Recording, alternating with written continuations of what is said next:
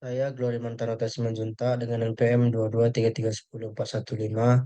Di sini saya akan melakukan presentasi tugas bahasa Indonesia saya yang berjudul Analisis Pengaruh Pengujian Defleksi pada BIM dan SAM.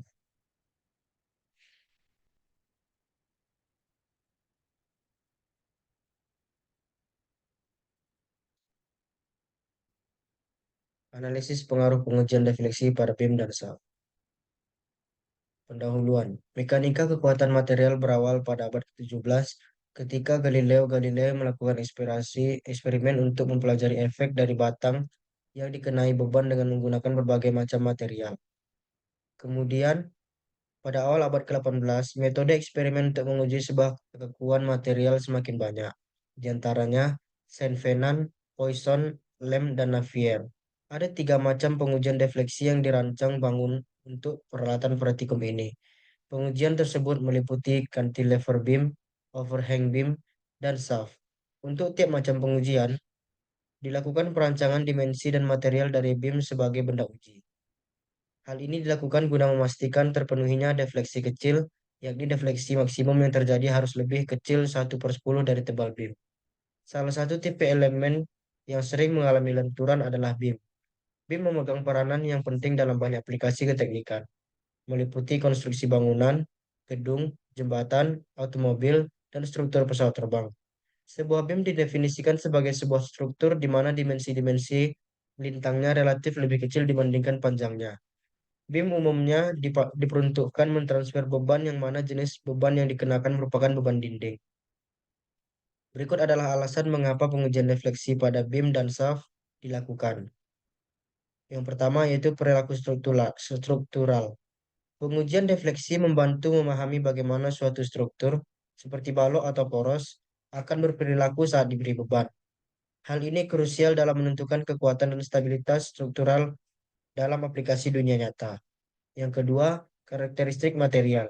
Defleksi dapat memberikan wawasan tentang karakteristik material yang digunakan dalam pembuatan balok atau poros. Ini membantu dalam memilih material yang tepat untuk aplikasi tertentu berdasarkan toleransi terhadap defleksi. Pembahasan. Mekanika kekuatan material menjadi landasan penting dalam pemahaman tentang bagaimana material atau bahan bereaksi terhadap beban eksternal yang diterapkan padanya. Galileo Galilei adalah salah satu tokoh awal dalam eksperimen mengenai mekanika kekuatan material. Ia mempelajari efek dari beban pada batang dengan menggunakan berbagai macam material. Dalam eksperimennya, dia mungkin mencoba memahami bagaimana material-material tersebut melentur, menahan beban, atau mungkin mengalami kegagalan struktural. Perkembangan ini kemudian meluas pada awal abad ke-18 dengan munculnya berbagai metode eksperimen untuk menguji kekakuan material, seperti metode Saint-Venant, Poisson, Lem, dan Navier. Metode-metode ini memberikan kerangka kerja yang lebih terstruktur untuk menguji dan memahami sifat-sifat mekanik dari material tertentu. Pengujian defleksi seperti cantilever beam, overhang beam, dan shaft menjadi penting dalam mengevaluasi respon material terhadap beban.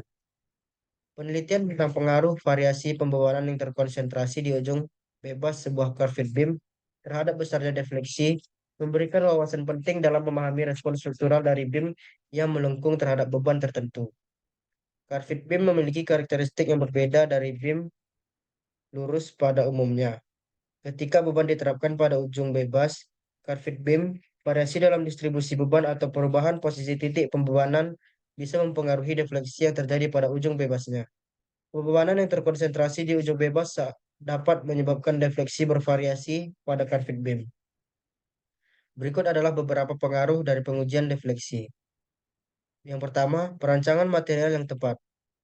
Melalui pengujian defleksi pada beam yang dijadikan benda uji, insinyur dan ilmuwan dapat memperoleh informasi penting tentang sifat-sifat mekanik material, seperti kekakuan, elastisitas, dan kekuatan. Ini membantu dalam perancangan material yang cocok untuk aplikasi tertentu, memastikan material yang dipilih memiliki kemampuan menahan beban yang sesuai dengan kebutuhan. Yang kedua, keamanan struktural yang ditingkatkan. Pemahaman tentang batas defleksi yang diterima membantu dalam menentukan tingkat keamanan struktural dengan memastikan defleksi yang terjadi tetap dalam batas kecil. Risiko kegagalan struktural akibat defleksi berlebihan dapat diminimalkan, memperkuat keandalan struktural. Yang ketiga, optimasi desain.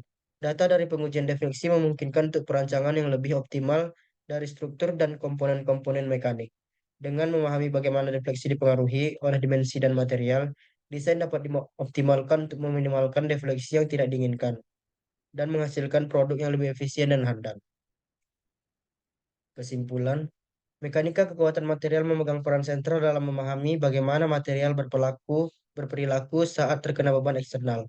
Mulai dari eksperimen awal Galileo Galilei pada batang dengan berbagai material hingga perkembangan metode eksperimen pada abad ke-18, seperti metode Saint-Venant, Poisson, Lem, dan Navier. Perjalanan ini menggarisbawahi pentingnya memahami sifat mekanik material.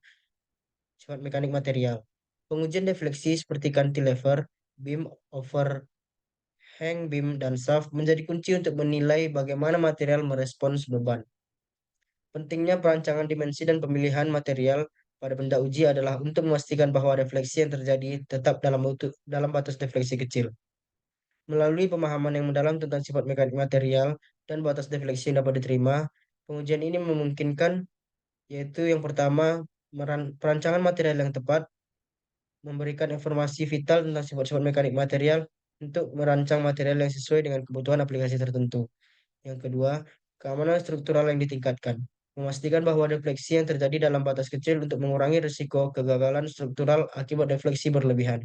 Yang ketiga, optimasi desain. Memungkinkan perancangan yang lebih optimal dari struktur dan komponen-komponen mekanik dan menghasilkan produk yang lebih efisien dan handal. Mungkin itu saja yang dapat saya presentasikan. Lebih dan kurangnya saya mohon maaf. Terima kasih.